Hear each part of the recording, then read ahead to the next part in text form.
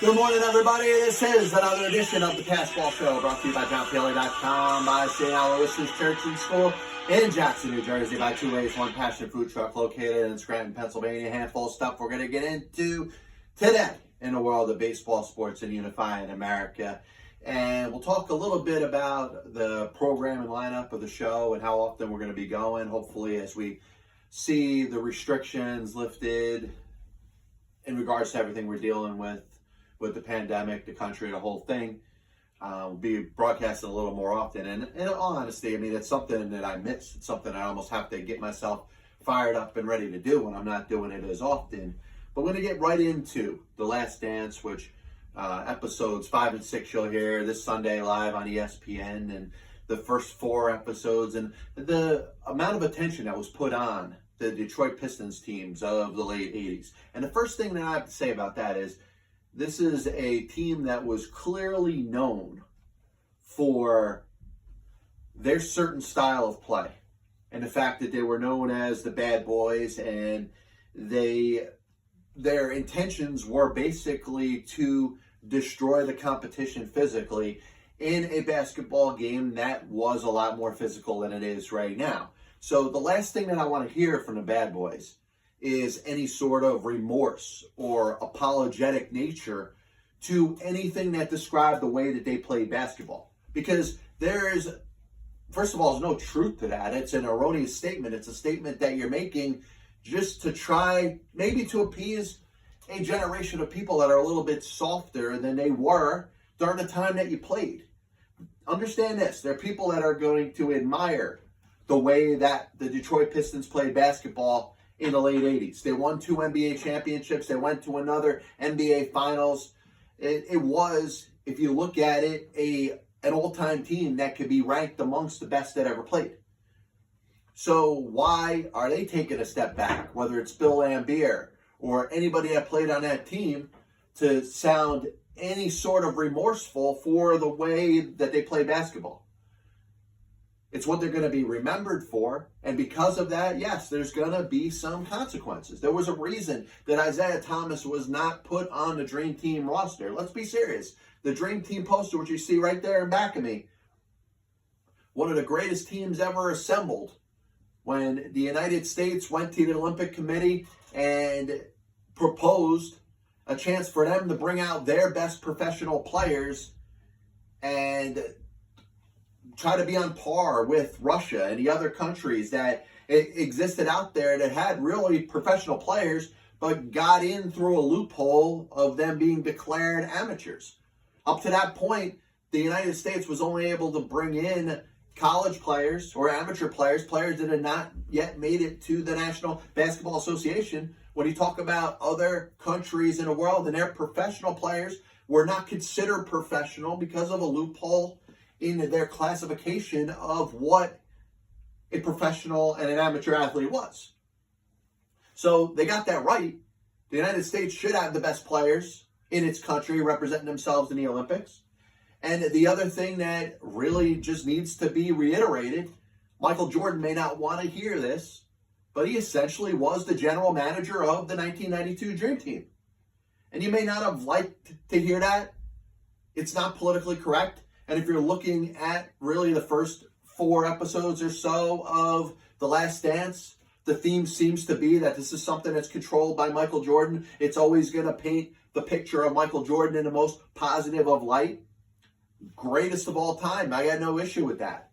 I'm not here to fight that. I'm not here to talk about anybody being up on the level of Michael Jordan as far as his impact on the game of professional basketball. But let's be serious. If you're going to knock The Last Dance, it's painting a very, very biased portrayal of Michael Jordan. I'd like to see some information about Michael Jordan and gambling. I'd like to see perhaps if there is a real reason why Michael Jordan walked away from the National Basketball Association in the prime of his career to play baseball with the White Sox and the Birmingham Barons. I want to hear a little more detail about everything that involves Michael Jordan, not just the positives, not just that he was the greatest leader on the greatest team. But the thing that I think is more important than that is the portrayal of the Bad Boys.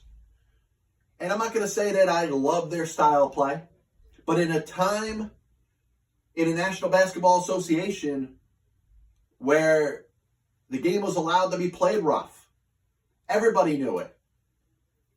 It wasn't just the Detroit Pistons playing a style of basketball that nobody else was playing. Celtics and Lakers are going at it. The Rockets, and Knicks and whoever else was playing were playing that same style of basketball. Obviously, the game has changed with the importance of the three ball now in 2020. Different game now than then. That's why it makes the Jordan and LeBron comparison so hard to make. But the Detroit Pistons did it their way. And the last thing I want to hear, whether it's Bill Laimbeer, whether it's Isiah Thomas, Dennis Rodman, anybody that wants to speak up about their portrayal in The Last Dance, they were what they were. You don't hear players from the 1986 New York Nets, Darryl Strawberry, Keith Hernandez, and the likes, regretting the reputation that they had during those late 80s Mets. Now, the involvement with drugs with Strawberry and Gooden, maybe that's a little bit of a different story. But there's a reason that they were called pond scum by the St. Louis Cardinals. They were known to be a little bit rougher than the rest. They didn't mind engaging in fights on the field. 1986 Mets and their 4 bench-clearing brawls that they had over the course of that season. They don't hide from their reputation. You haven't heard people say, oh, well, you know what, I regret the way that we acted on the field. That was one of the reasons why they won themselves a World Series championship and probably could have won another one in 1988. Coinciding with around the same time that the Detroit Pistons were playing basketball the way that they were, in a game that was played that way. So I don't want to hear anything about Bill Laimbeer being remorseful about their reputation. Their reputation suited them well, and it won themselves 2 championships and got them to another. And the other part that I got to talk about is Isiah Thomas. Isiah Thomas is in the Hall of Fame. He is a great player, an all-time player. Was certainly one of the greats in the late 1980s. Certainly was one of the best players to play on those 1990s Detroit Pistons teams. If he's going to whine and cry about the fact that Michael Jordan didn't want him on his team, then maybe he should have been focused a little more on how the way that he chose to play was going to be perceived by his peers. Because Jordan and Bird and Magic Johnson may not have necessarily liked each other, but they respected each other as people. Something that you lost respect along the way. Those players did not respect you, Isiah, as a person. And we could get into, if you want to make this all, Isiah Thomas dumpster fire. You could talk about how he basically destroyed the Continental Basketball Association, his time with the Knicks, the sexual harassment scandal that was centered around him. But I don't want to get into that. Isiah Thomas, the player, was known as one of the ringleaders, him and Bill Laimbeer, of those 1980s Pistons teams. And not only did they beat the likes of the Celtics and the Lakers and the Bulls and win 2 championships and get to another, but they also created animosity amongst their peers, amongst their competition, amongst the players that were going up against them day in and day out. Like I said, Jordan and Bird didn't get along. But I think they admired each other for their greatness. And you could talk about something that's so simple as the Detroit Pistons walking off the court, not shaking the hands of the Chicago Bulls when they swept them in that series. When the Bulls finally beat them, I think there is something to that in the way they were perceived by their peers. Rough players that played over the top, had a style of basketball that, you know what, while it contributed to their success, was also the reason that they were remembered for what they were remembered as. And on top of it, you throw in the fact that they were sore losers. They go out there and they try to hurt you for a long series. Not just try to foul you, not just try to intimidate you, but try to hurt you the whole time they're playing over the course of the series, and then you beat them. They finally, they lose to you. They don't have the gall or the manhood or the professionalism to shake your hand as they're walking off the court. That's the way they were perceived. And anybody that goes out there, if you're a Detroit Piston fan at the time, if you're a player that played on those bad boy teams, if you were conscious enough of what was going on then and said, you know what, that just was a label. That's what you were to be labeled as. An overly physical team that maybe tried to hurt you, almost took the style of basketball that was played to the nth degree, and weren't remorseful for it. I'm not going to have a problem with it. Most people shouldn't have a problem with it. At least they identified with who they are. But I got a problem with 20-something years later, 30 years later, the ringleaders of those teams to all of a sudden say, hey, I feel bad. Why? The way you played led to the success that you had. Yes, it came with the consequences of Isiah Thomas not getting on the dream team. Because when it came down to it, Michael Jordan was the general manager of that team. Whether it was officially or not. And whether it was Jordan, whether it was Magic Johnson, whether it was Larry Bird. And remember, Magic Johnson's on this team kind of as a token for his career. He announced he was HIV positive. He's not playing anymore. Larry Bird's right near the end of his career. So you're looking at a couple symbols of the game over the last decade or so. You're not asking, you're not asking Magic or Bird to make a big shot in the gold medal game of the Olympics. But at least there was a respect there. Why would anybody respect the Bad Boys Pistons teams for the way they played? And why would anybody respect Isiah Thomas enough to want him to be on the court and be a member of that team? John Stockton ended up getting injured, and thought was he was going to have to be replaced off the roster. And the discussion was about bringing in another player. And Joe Dumars was going to get a chance over Isiah Thomas. On top of it all, the coach of the Dream Team is none other than Chuck Daly. Chuck Daly is the Pistons coach. The guy that's leading them to the 2 championships and the 1 NBA Finals. So obviously Chuck Daly didn't have enough pull to get his best player. And I agree that Isiah Thomas was the best player on the team. But he knew Jordan wasn't going to play if Isiah Thomas was on that team. That team ain't the Dream Team without Jordan. If you're going to pick between Michael Jordan and Isiah Thomas, you'd be a fool to not want Jordan on any team. Even if it's an all-star team of the Washington Wizards of the last couple of years of his career when he came back to play in the NBA for a third time. So I look at it and I try to compare the Bad Boys Pistons and a reputation to something that was kind of close to them.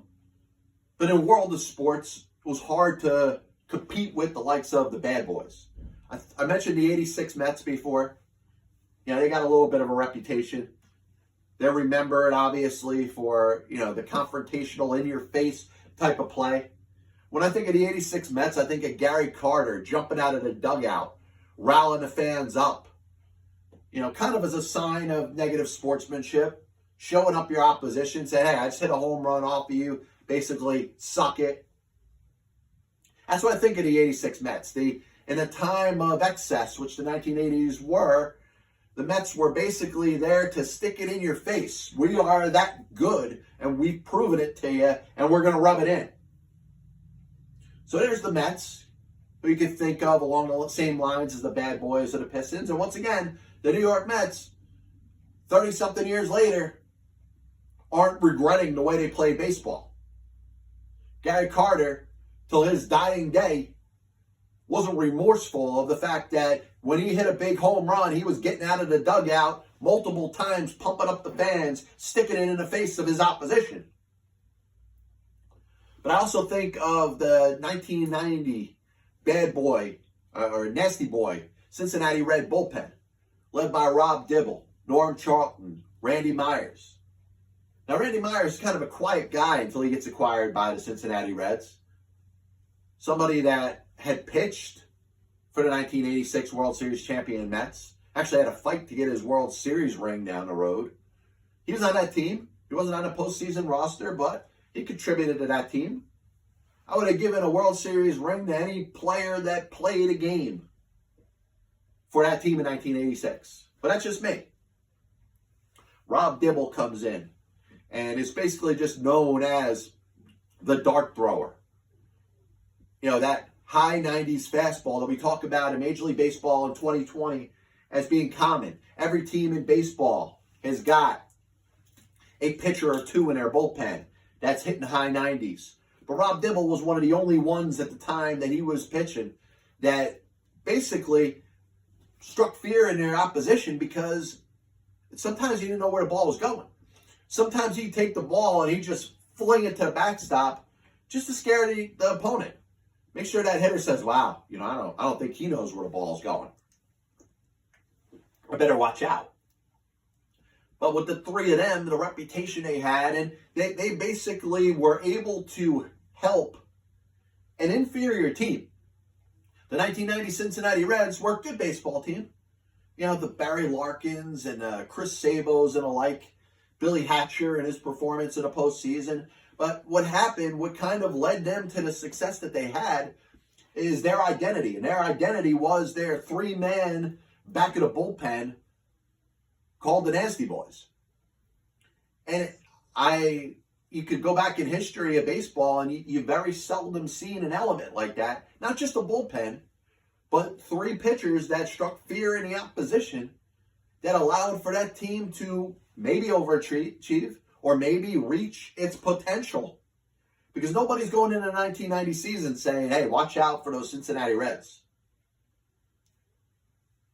They're not even looked at as a favorite in their own division. There's the Giants, there's the Dodgers.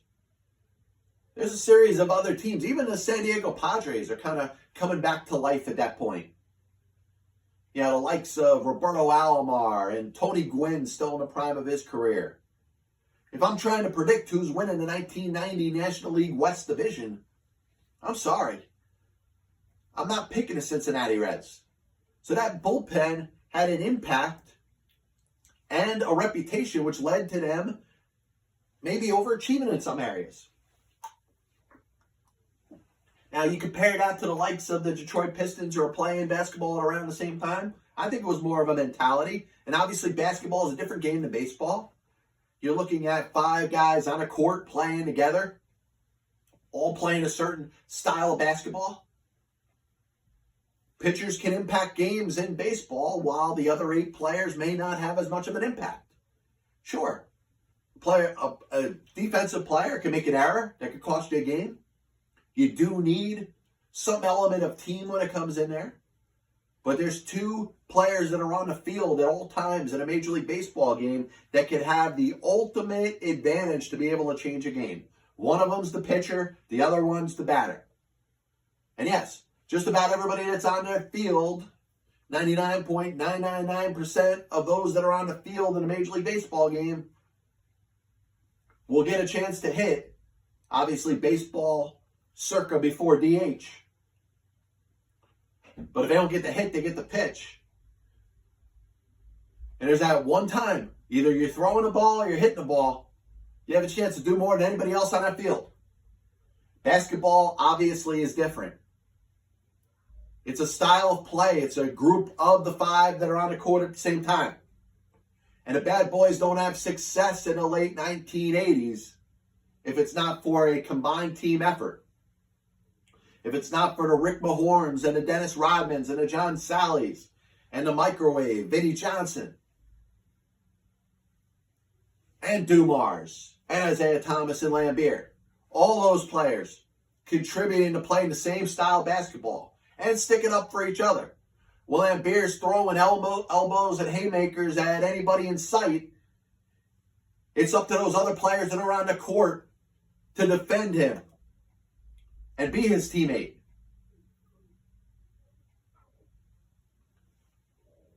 But once again, it bothers me the fact that Lambeer or anybody else is at any point remorseful about the way they play basketball. And Isiah Thomas, listen, boy, I don't want to hear you crying about not being on that dream team. Michael Jordan was the general manager of that team. And Michael Jordan respected Larry Bird and Magic Johnson in spite of not really caring for them as players and competitors. He didn't respect you as a person. The fact that you were out on that court along with Lambeer trying to injure the opposition. So I don't want to hear you crying about not being on that 1992 Dream Team. They would have put about 8 to 10 other players from the Detroit Pistons on that team before they put you there. And the coach you got, Chuck Daly, one of the best of all time, is your head coach, and he doesn't have enough pull to get you on that team. That shows about how your reputation was throughout the very sport that you were a part of. And not to mention, you were great at it. You're a Hall of Famer. There's no question that I look at Isiah Thomas as being the best on that Detroit Pistons team. He was the best player. Still doesn't mean that he conducted himself in a way that was parallel to the way the other players conducted themselves on the floor. Like I said, Larry Bird was a dirty player. Some of the other players, the star players that played in the NBA, were a little bit on the dirty side. A little bit on the cheap shot side. A little bit on the over-physical side in a game in the NBA that was played that way. Isiah Thomas was over the top. Bill Lambeer was over the top. And while I don't want them to be regretful of the way they played, they have to understand that there's consequences for the way that they acted on the court.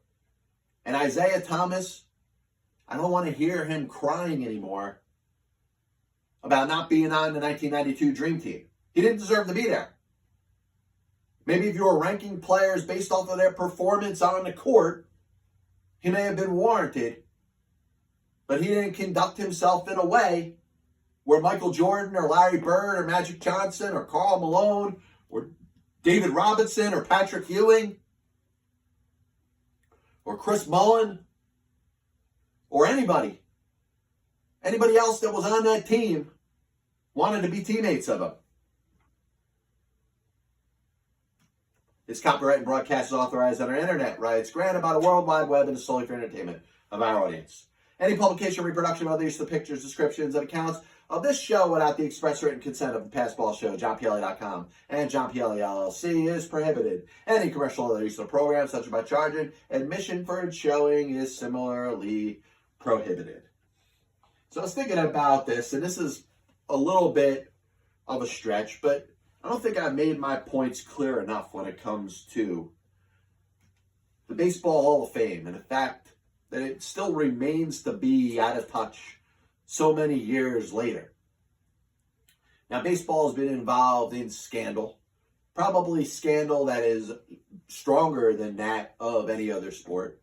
I don't think pro football or basketball or hockey or NASCAR or tennis has been involved in such scandalous activity of controlled matches or games not being on a level. The 1919 Black Sox really put a tarnished image of the entire world of sports, so not just Major League Baseball. There was doubt once the Black Sox scandal went down and it was determined that the players did what they did, that it was very hard for the fans, the very patrons of the game of sports, those that show up and pay admission to see live athletes compete, to trust that what was happening on the field was really on a level. So while other sports may have had some semblances of it, baseball was impacted the most. You think of the use of performance-enhancing drugs as they apply to baseball and the comparisons to that of other sports. There are obviously instances where performance-enhancing drugs were used in a world of baseball, in a world of football. Hockey players have used PEDs. College players have used PEDs. I'm sure golfers and tennis players and swimmers, obviously track and field stars, have been caught using performance-enhancing drugs. But it really didn't hit as much of a scandalous root as it did in Major League Baseball, as the use of PEDs not just impacted the fans' trust in the game. Are the players clean that are playing? Are the players that you are rooting for or rooting against clean? Which ones have an unfair advantage against those that are just trying to play the game correctly? So much happened to the sports fan, to the baseball fan that's watching the game, to mess with their trust. And that I understand. I get it. I see it up to a certain level. But then when we get into the records that are being broken, the home run records, and we start to look at accomplishments that happen over the course of baseball players' career, and we say that, yes, there's a lot of taint on them.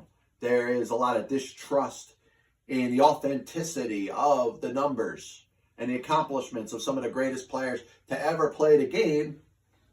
Now we start getting into the politics of its respective Hall of Fame and the fact that, listen, there is no other sports Hall of Fame that is governed with as much almost animosity towards as the Major League Baseball Hall of Fame, as the Baseball Hall of Fame located in Cooperstown, New York. Now, a great museum, everybody that's involved in that, to put that museum together and what it is for the fans that go there and get to see it. There's a separation. There's a separation between the operation of the Hall of Fame, which is a group, a board of governors, a group of people that make the Baseball Hall of Fame as the museum, what it is for the people that go and see it, in the process and the politics that are involved in who's enshrined in its respective Hall of Fame. And I still have a problem with that. I'm not going to look at the Baseball Hall of Fame the same until it acknowledges its all-time hits leader, its all-time home run leader, the players with the players with the third and fourth highest cumulative batting averages in the history of the sport, the player with the most Cy Youngs, the player with the most MVP awards, the four players with the highest single-season home run totals are all not in the Baseball Hall of Fame. So I went a little tongue-in-cheek with it, and we'll see what the response is when I threw this message out there. I was ranking the best sports Hall of Fames, not necessarily because of the museum, with all due respect to the, Tim Mead and Jeff Idelson and everybody that was involved and is involved in the presentation of that museum and what it is for the players that are in it, what it is for the fans that go and see it, with all due respect to them. Here's the best Hall of Fames when it comes to recognizing the best to play in each respective sport. Number 1 is the Pro Football Hall of Fame in Canton, Ohio. Number 2 is the Naismith Basketball Hall of Fame. Number 3 is the Hockey Hall of Fame in Minnesota. Number 4 is the NASCAR Hall of Fame in Charlotte, North Carolina. Number 5 is the Tennis Hall of Fame in Newport, Rhode Island. Number 6 is the NCAA Hall of Fame in Indianapolis, Indiana. Number 7 is the Track and Field Hall of Fame in Washington Heights, New York.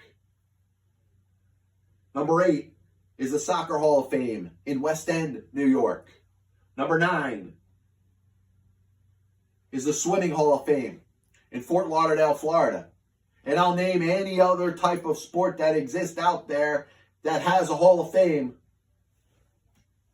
before I declare that the Baseball Hall of Fame has done its job Whether it's the writers, whether it's the people on the board, whether it's its veterans committee, they have not done the job they need to do to acknowledge the best players to ever play in its respective sport. And it's not just because of the gambling, whether we're talking about Shoeless Joe Jackson, whether we're talking about Pete Rose.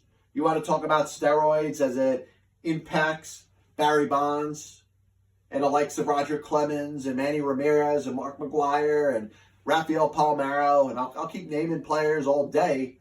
They used performance-enhancing drugs, but didn't hide from the fact that they accomplished what they did. But it's also the fact that baseball has a 10-year rule. That means that you had to play in the major leagues for 10 years to get into the Hall of Fame. The likes of a Ross Barnes, who was the best player in the old National Association from 1871 to 1875, didn't play long enough to qualify for the Hall of Fame. Dave Orr, one of the best players in the American Association when it was a major league, is not given proper consideration for the Hall of Fame. Yet Drazen Petrovic, who we know passed away in the prime of his career, may he rest in peace, Godspeed, is in the Basketball Hall of Fame after only playing a couple seasons.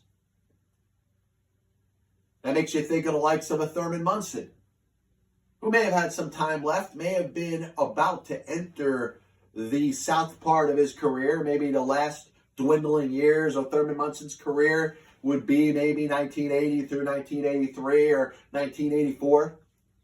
You know about being a catcher and the stress it puts on your knees. And, that's why even a guy like Johnny Bench, as great as he was, just wasn't the same player in the last handful of years of his career. But does Thurman Munson belong in the Hall of Fame because his career is incomplete? Now, I don't even have Herman on my... Herman. I don't even have Thurman on my top 20 list of baseball players that have been neglected from its Hall of Fame.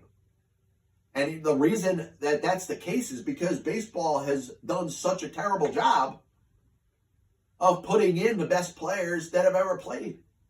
Any Hall of Fame that doesn't have the Barry Bonds and the Roger Clemens and the Rafael Palmeiros of the world, and the Pete Roses and the Joe Jacksons, with all due respect to the negativity that they are associated with baseball, they were still all-time greats. Pete Rose is the winningest player in baseball history. There's nobody that's ever played Major League Baseball that has been part of more winning games than Pete Rose. Pete Rose was the epitome of the way baseball was supposed to be played, all out, all the time. You want to watch a 5-minute video of Pete Rose playing a game of baseball if you're a kid and you want to learn the right way how to play. And listen, I get some of the semantics that are involved. You don't want Pete Rose if you let him back in the game. You don't want the Reds to hire him as their manager for the 2021 season. I get it. Because there may be a team stupid enough out there to do that, to throw it back in Major League Baseball's face. And Pete will say whatever he wants. Pete wants to be back in the game. Pete wants to wear that uniform again. And with all due respect to Pete Rose and his accomplishments, I hope that he gets in. It's likely it'll be after he passes. And it's unfortunate. But I think of those that have passed already, the likes of Joe Jackson. Yes, what Joe Jackson was part of in 1919 with the Black Sox signifies everything that was wrong with baseball at that time. And his part in it, which was not at the level of Swede Risberg and Chick Gandil, who were really the ringleaders of the whole thing. The baseball historians have disputed with me. Oh, well, they're really not. It was Eddie Seacott. It was Lefty Williams. It was Joe Jackson. Those were the bigger names. And he couldn't have had the fix of the 1919 World Series without them. But who's discussing this with the gamblers first? It's Risberg and Gandil. It's Risberg and Gandil that are talking about this together that eventually get this out to the other players that are on that team. And Joe Jackson You can knock him and say he just didn't have the intelligence, or he just was not educated enough to understand what he was doing was wrong, or maybe not even agreeing to what he agreed to, because it didn't look like he compromised his play at all during the World Series. Buck Weaver, the third baseman, gets banned for life when he didn't take any money. He was pissed off because the players were in on a fix and they were doing what they were doing. He tried to counteract that. Him and JJ had the best World Series out of anybody on that White Sox team. So when you think about it, Shoeless Joe Jackson should be when you think of pardons, you think about the President of the United States, whatever president, there's been 45 of them. Anyone you want to refer to has pardoned some people that have done things wrong. They've pardoned, in some case, criminals. They've gotten people out of jail because of their power of being the President of the United States. I think it's time to pardon the likes of Joe Jackson. A little bit of a recap of the show today. Spent some time talking about The Last Dance. Obviously, it's an important topic to bring up because, it's one of the only things that's going on here.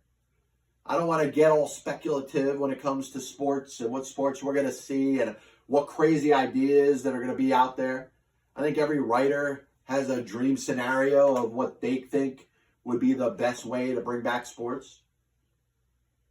I want to be out of my house. I want to be in a general public with family and friends before I'm worried about having sports back. But The Last Dance, focusing in on those Bad Boys Detroit Pistons teams, one of the things that bothered me about it, listen, I don't want to hear Bill Laimbeer apologizing. I don't want to hear Bill Laimbeer saying he was remorseful about the way that they played. The way they played led them to where they ended up getting to as NBA champions and one of the better teams that we've seen. You want to talk about top 10 group of teams or teams of all time? I think those Pistons teams belong in there. You can mention the Bulls. You can mention a couple of the Celtics teams. You can mention the Lakers. At some point, you'll get to the Pistons amongst the best teams of all time. San Antonio Spurs, Golden State Warriors. Those Pistons teams were good, but they were good because of the way they played.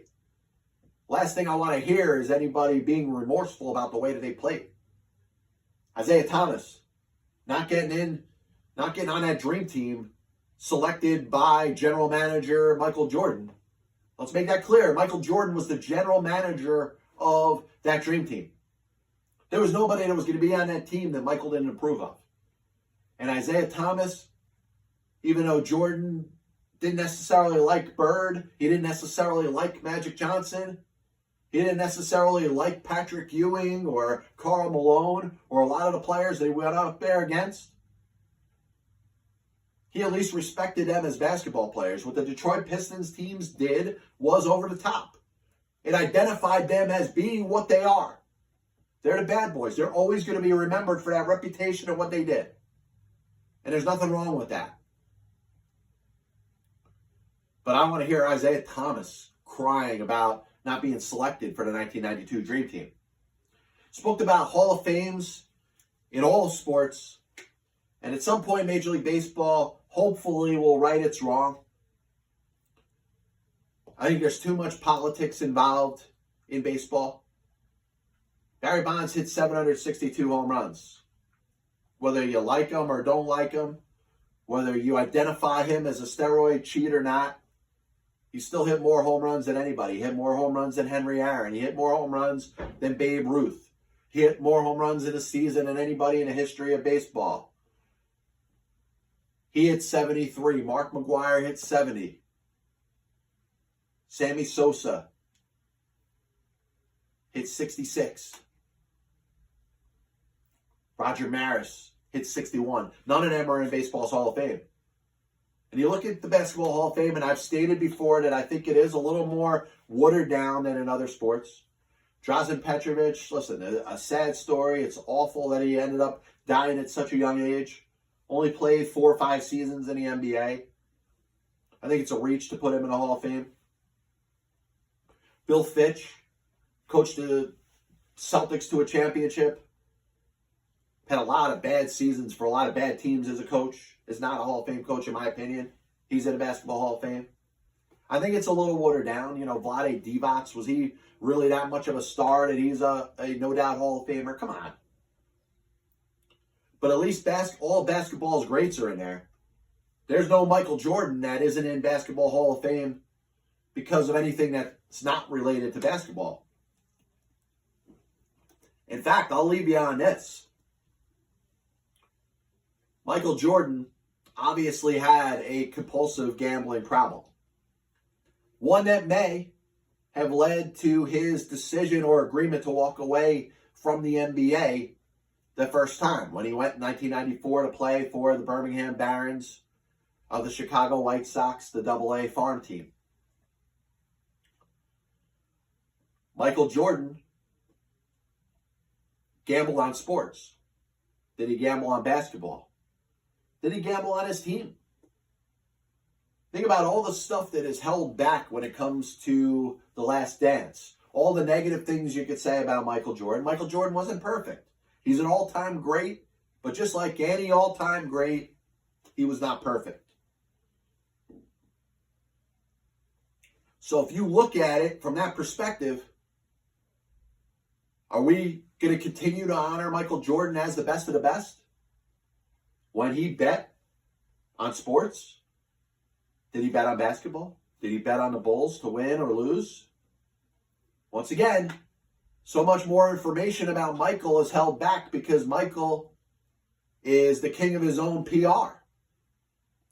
What if Barry Bonds had that ability to hide any evidence that would have linked him to the use of performance-enhancing drugs? What if Pete Rose had that ability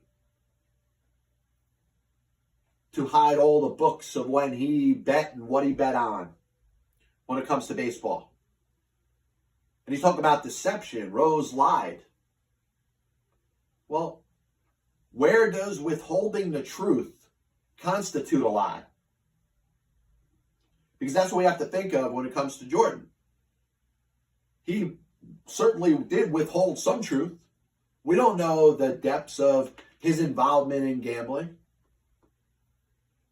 We don't know the depths of the reason why he walked away from the NBA after winning his first 3 championships with the Chicago Bulls.